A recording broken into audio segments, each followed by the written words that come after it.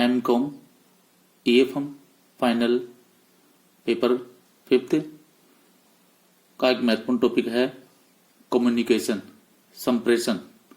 आज हम संप्रेषण की बाधाएं, बैरियर्स टू कम्युनिकेशन के बारे में चर्चा करेंगे। संप्रेषण का प्रमुख उद्देश्य किसी व्यक्ति अथवा समूह को किसी संवाद का अर्थबोध करा के प्रभावित करना है, परंतु कभी कभी ऐसा होता है कि संवाददाता और संवाद प्राप्तकर्ता संवाद को भिन्न भिन्न रूप में समझ लेते हैं और संप्रेषण के इच्छित उद्देश्यों की प्राप्ति नहीं हो पाती है। ऐसा संप्रेषण की बाधाओं के कारण होता है। संप्रेषण में भौतिक, मनोवैज्ञानिक तथा बोधक, फिजिकल, साइकोलॉजिकल एंड सेमांटिक बाधाएं आती है। भौतिक बाधाएं दूरी, शोरगुल तथा समय के अभाव आदि घटकों से उत्पन्न होती है, अर्थात भौतिक बाधाओं पर वातावरण का प्रभाव पड़ता है। मनोवैज्ञानिक बाधाएं भावनाओं, पदों की स्थितियों, सामाजिक मूल्यों तथा वैयक्तिक मतभेदों आदि के घटकों से उत्पन्न होती है। बोधक बाधाएं उस समय उत्पन्न होती है जब संवाददाता संवाद प्राप्तकर्ता की योग्यता, अनुभव और भाषा ज्ञान आदि की जानकारी किए बिना ही संवाद को प्रेषित कर देता है। ऐसी स्थिति में संवाद प्राप्तकर्ता संवाद को समझने और फिर उसके अनुसार कार्य करने में अपने को असमर्थ पाता है। मैकफार्लैंड के अनुसार संप्रेषण की मुख्य बाधाएं निम्न है: दोषपूर्ण उद्देश्य, संगठनात्मक अवरोध, भाषा अवरोध तथा मानवीय संबंध समस्या। संप्रेषण की निम्नलिखित बाधाएं हैं। पहली है संगठनात्मक संरचना, ऑर्गेनाइजेशनल स्ट्रक्चर। व्यापारिक एवं औद्योगिक संस्थाओं में संप्रेषण की प्रभावशीलता काफी हद तक उनके संगठन संरचना पर निर्भर करती है। किसी संगठन संरचना में जितने अधिक स्तर होंगे उतनी ही अधिक बाधाएं संवाद को भेजने और समझ में उत्पन्न होगी, क्योंकि संदेश को प्रसारित होने के लिए इन सब स्तरों से गुजरना पड़ता है।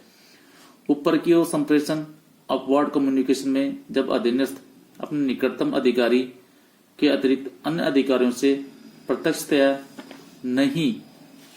प्रत्यक्षतया नहीं मिल पाते तो उन्हें घुटन तथा बेचैनी होने लगती है।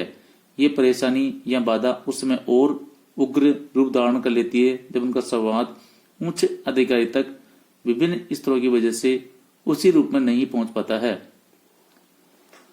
दूसरी भाषा है भाषा संबंधी बाधाएं।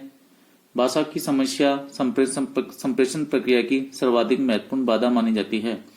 भाषा के कारण संवाददाता द्वारा प्रेषित संवाद प्राप्तकर्ता को भलीभांति समझने में कठिनाइयां उत्पन्न कर देता है।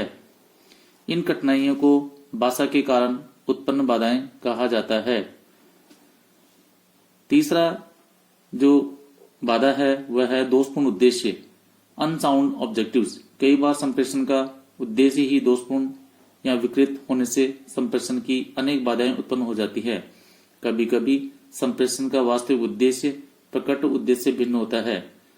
उदाहरणार्थ किसी संस्था में कर्मचारी को दिए जाने वाला प्रशिक्षण का उद्देश्य उन्हें कार्य संबंधी प्रशिक्षण देना न होकर उनके नेताओं के प्रति श्रद्धा उत्पन्न करना हो तो प्रशिक्षण योजनाओं का सफल होना असंभव नहीं तो दुष्कर अवश्य होगा। चौथी बाधा है स्थिति संबंधी, स्टेटस रिलेशनशिप। संप्रेषण की एक मुख्य बाधा स्थिति संबंध से उत्पन्न होती है। औपचारिक संगठन संरचना में विभिन्न व्यक्तियों का पारस्परिक संबंध अधिकारी एवं अधीनस्थ होता है। यह स्थिति संबंध संप्रेषण की प्रभावशीलता को पर्याप्त मात्रा में प्रभावित करता है। संगठन में व्यक्ति की स्थिति और पद उसकी भावनाओं एवं दूसरे व्यक्तियों के प्रति उसके व्यवहार को प्रभावित करते हैं। फलतः ऊपर की ओर एवं नीचे की ओर दोनों संप्रेषण पक्षपातपूर्ण हो जाते हैं। एक अन्य बाधा है समय अभाव, शॉर्टेज ऑफ टाइम। अनेक अवसर पर यह देखने को मिलता है कि संवाददाता संवाद को समय भाव के कारण यथासंभव संवाद प्राप्तकर्ता को प्रेषित नहीं कर पाते, जिससे संवाद की प्रभावशीलता पर विपरीत प्रभाव पड़ता है। एक अन्य बाधा है श्रवण, लिसनिंग। संप्रेषण की एक मुख्य बाधा श्रवण संबंधी बाधा है। संप्रेषण की प्रभावशीलता के लिए आवश्यक है कि संवाद प्राप्तकर्ता संवाद को ठीक प्रकार से सुने।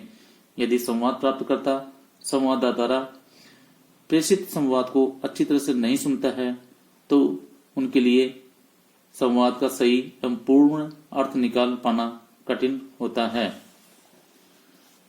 एक बाधा दूसरी ज्योग्राफिकल डिस्टेंस भी, भौगोलिक दूरी भी संप्रेषण की एक महत्वपूर्ण बाधा है। संवाददाता और संवाद प्राप्तकर्ता के मध्य भौगोलिक दूरी भी संप्रेषण की एक प्रमुख बाधा है।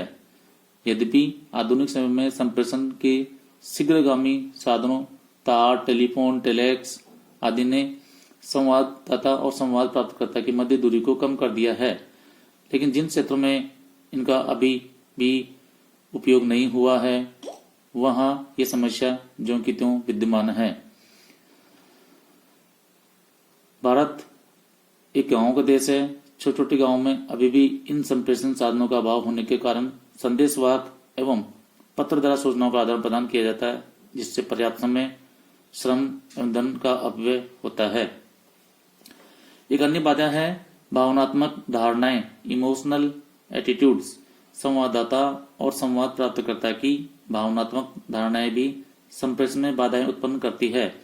कभी कभी संवाददाता और संवाद प्राप्तकर्ता की धारणाएं एवं विचार इतने दृढ़ हो जाते हैं कि संवाद प्राप्तकर्ता संवाददाता के प्रत्येक संवाद का एक ही अर्थ लगाता है और उसे सही रूप में समझने को तैयार नहीं होता है।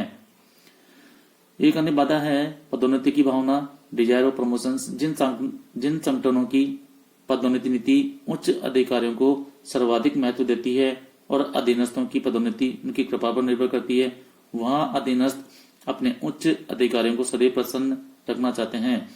वे कभी भी उनके व्यवहार, क्रियाकलापों एवं निर्देशों के प्रति न तो शिकायत ही करते हैं और न ही उनको सुझाव ही प्रस्तुत करते हैं। मानवीय संबंध भी संप्रेषण का एक बाधा मानी जाती है। वर्तमान समय में प्रबंध जगत में जितना ध्यान मानवीय संबंधों पर दिया जा रहा है, शायद उतना ही किसी अन्य घटक पर दिया जा रहा हो। जिन औद्योगिक एवं व्यापारिक प्रतिष्ठानों में औद्योगिक अशांति व्याप्त है और अर्थात अधिकारियों एवं अधीनस्थों के मध्य मधुर संबंध नहीं है, वहां उद्देश्यपूर्ण संदेशों का भी गलत अर्थ लगाया जाता है। कभी कभी तो अमानवीय संबंधों के कारण अधिकारी एवं अधीनस्थ एक दूसरे के संदेशों के अनुसार कार्य करना तो दूर, सुनना तो पसंद नहीं करते हैं। फलतः संप्रेषण के इच्छित लक्ष्यों की प्राप्ति नहीं हो पाती है। अब हम संप्रेषण बाधाओं को दूर करने के सुझावों पर चर्चा करेंगे। संप्रेषण की उपयुक्त बाधाओं को औद्योगिक, व्यावसायिक एवं मानवीय सभी दृष्टिकोणों से दूर करना आवश्यक है। इन बाधाओं को दूर करने के लिए निम्न सुझाव उपयोगी हो सकते हैं। पहला है द्विमार्गी संप्रेषण की व्यवस्था करना। दूसरा है अधीनस्थों के सकारात्मक एवं नकारात्मक दोनों तरह के विचारों को सुनना और उन्हें सहन करना। अधीनस्थों को उनके द्वारा प्रस्तुत किए गए उपयोगी सुझावों के लिए पारितोषिक प्रदान करना। अधीनस्थों द्वारा दी गई आलोचनाओं को पर्याप्त महत्व देना। शेष श्रवण के लिए उत्तरदायित्व की भावना विकास करना।